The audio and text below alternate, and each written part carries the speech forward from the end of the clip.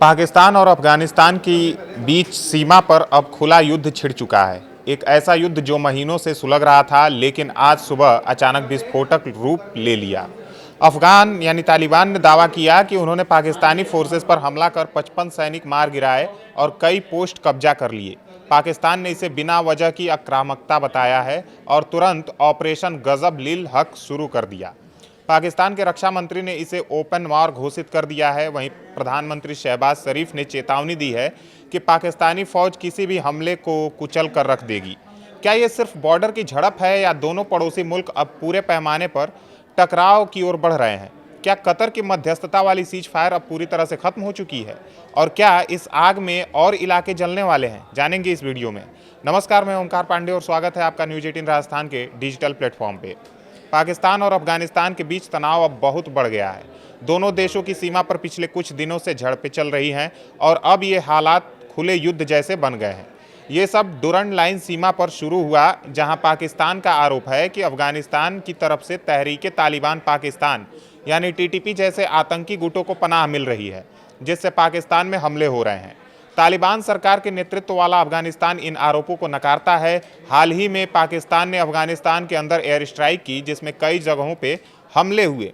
इसके जवाब में अफगान तालिबान ने गुरुवार रात को पाकिस्तानी बॉर्डर पोस्ट पर हमला कर दिया।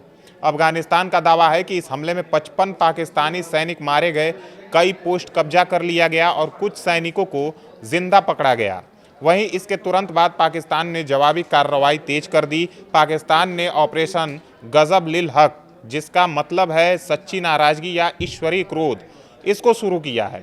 यह ऑपरेशन पाकिस्तान की तरफ से बड़े पैमाने पर है, जिसमें एयर स्ट्राइक और ग्राउंड ऑपरेशन शामिल हैं।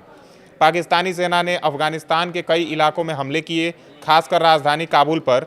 इसके अलावा पाक सेना ने कांधार, पक्तिका और नंगरहार जैसे प्रांतों को भी निशाना बनाया है।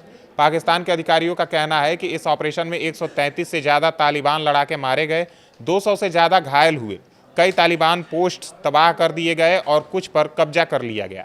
पाकिस्तान के डिफेंस मिनिस्टर ख्वाजा आसिफ ने सोशल मीडिया पर लिखा कि अब दोनों देशों के बीच ओपन वॉर है, हमारा सब्र खत्म हो गया है। वहीं पाक पीएम शहबाज शरीफ के प्रवक्ता ने भी कहा कि हर आक्रमण का सख्त जवाब दिया जाएगा। दूसरी तरफ अफगान तालिबान ने कहा कि पाकिस्तान की ये कार्रवाई आक्रामकता है। उन्होंने बड़े पैमाने पर जवाबी हमले किए हैं और बॉर्डर पर फिर से पाकिस्तानी फोर्सेस पर हमला किया है। अफगानिस्तान का कहना है कि उन्होंने कई पाकिस्तानी पोस्ट पर कब्जा कर लिया है और जवाबी ऑपरेशंस चला रहे हैं।